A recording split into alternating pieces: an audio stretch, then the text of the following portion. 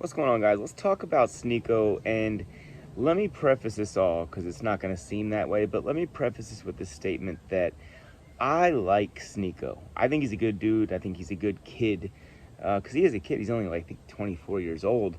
But here's the thing. Sneako has come out recently and sort of kind of cut ties with the Red Pill and some of the, content creators he was doing collabs with or whatever. And he's done that seemingly, or at least he wants to project, it's because he's growing, right? Like, oh no, I'm growing. I'm trying to do new things. This is more fun to me. I'm adapting, etc., etc. But the truth of the matter is this: he's complaining pretty harshly in a video. I think it came out yesterday, the day before, off of one of his streams. There's a clip on Twitter I saw floating around. I'm sure many of you saw that clip as well, where Sneako was basically insulting and sort of almost even disavowing the audience, the exact audience that none other than Sneako himself has cultivated over the last year and a half, 2 years, however long it's been. I think I heard of Sneako right before he was banned off of YouTube. So like, I don't know how long it was going on before then, but when he was like Red Pill raging, I thought he was funny. And when he would be constantly going back and forth with Destiny, I thought that was good content. I really did.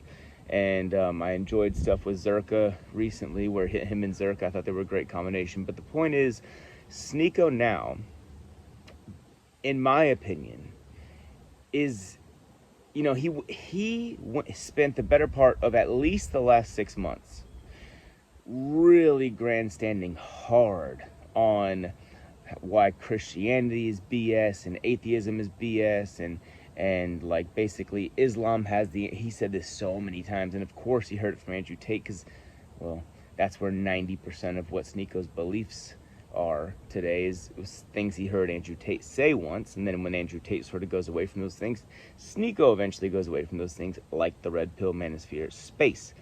But he heard Andrew Tate say, well, Islam has the answers for all the problems in the West today. And I've always said to that, so does Christianity.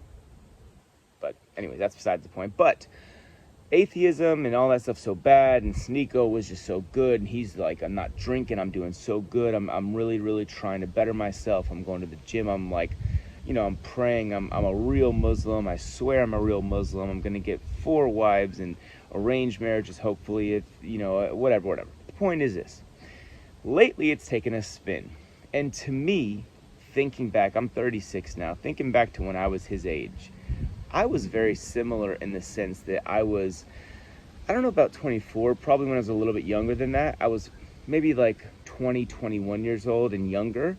I was very easily swayed by people that, either I looked up to or that made sense to me, from a standpoint of like they had a different belief than I did, and then I would take on some of their belief systems. And then finally one day, I believe it was when I was like about 21, maybe 22, I sort of just came to be my own person. And then from there on, I went into, thinking for myself mostly. Everybody's influenced to some degree, but the point is I came into mostly thinking for myself. Sneako at age 24, and here's the problem with Sneako and why it's harder than for someone like me. I wasn't on the internet at all. I never even had a social media until like the last couple years. Point is, Sneako not only has been all over social media, but he's been extremely popular, especially in the last couple of years, and it got him to rubbing elbows with the most Googled man on earth, while he's in Romania at Tate's house, right? That actually, I think, was a big reason why they banned him off YouTube. Point is, it's even harder for him than it was for a regular person that's not popular on social media, because he's rubbing elbows with the most popular people on the planet, right? So he's not only looking up to these people as a fan, but he's also looking up to these people as someone that he's actually met them now. He's seen their house, he's seen their cars, he's seen the success firsthand and things of that nature. So he's really kind of more bought into that stuff, and even Fresh and Fit, he looks up to them quite a bit as well. He even looked up to Destiny in a weird way. Destiny's a successful guy. I mean, you don't have to agree with him. I don't agree with him on a lot of stuff to acknowledge that he is very successful. But the point I'm making is, it's been hard for Sneako to sort of become his own person, because everywhere he looks and everybody that wants to collab with him, or that he wants to collab with especially, is influential to him because he's a fan of them. Like, he's watching their content as a fan, and then he's collabing with them. So I could imagine that would be a little bit difficult to not, to not sort of be so easily influenced, especially at such a young age. Now, the problem is, lately, he's been influenced in his most recent collabs, as he does that in that meme, like, you gave me a lot to think about Destiny, you gave me a lot to think about Fresh and Fit, you gave me a lot to think about Andrew Tate, and so on and so on. But now it's like this kid Neon, who's a streamer, right? He's a little dweeb who Sneako would never associate with. And I don't think he's a bad kid or anything, I'm just saying he's a little geek, right? And Aiden Ross.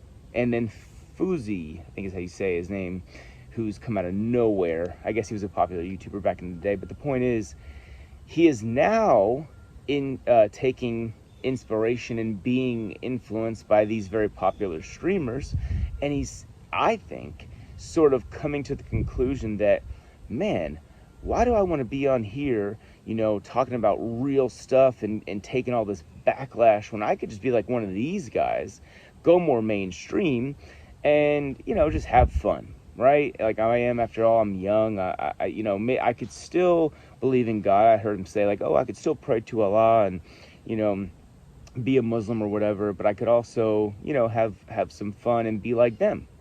And well, the problem with that is this.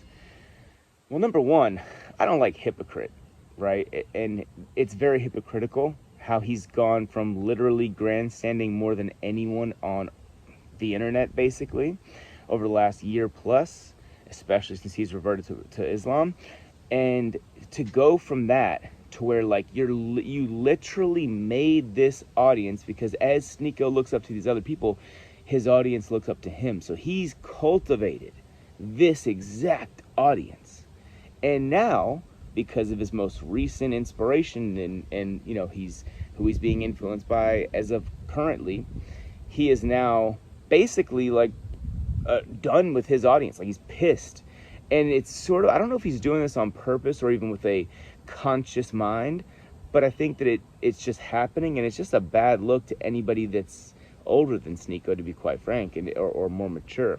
Point is, I understand everything that he's going through to a certain extent. Obviously, I've never been in his shoes in that position, with this much clout or whatever.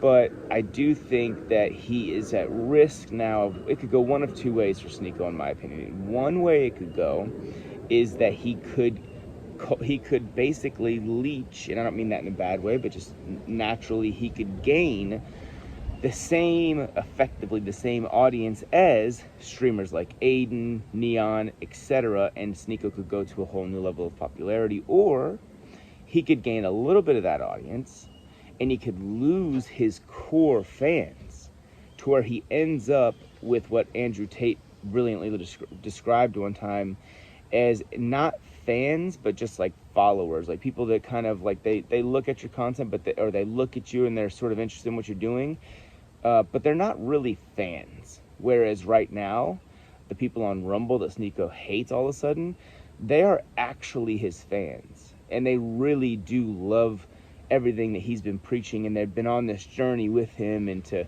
they're even willing to ditch the red pill for as long as we get more into religion. But like Sneako's saying, do you know what's gayer than being gay? He said something along the lines of like, talking about religion or debating religion online is gay, and this and that and the other. And it's like, dude, wouldn't that be the most important thing in the world? Like to find your true creator and the truth behind that? Like, wouldn't that be, in the path to true eternal salvation and paradise forever?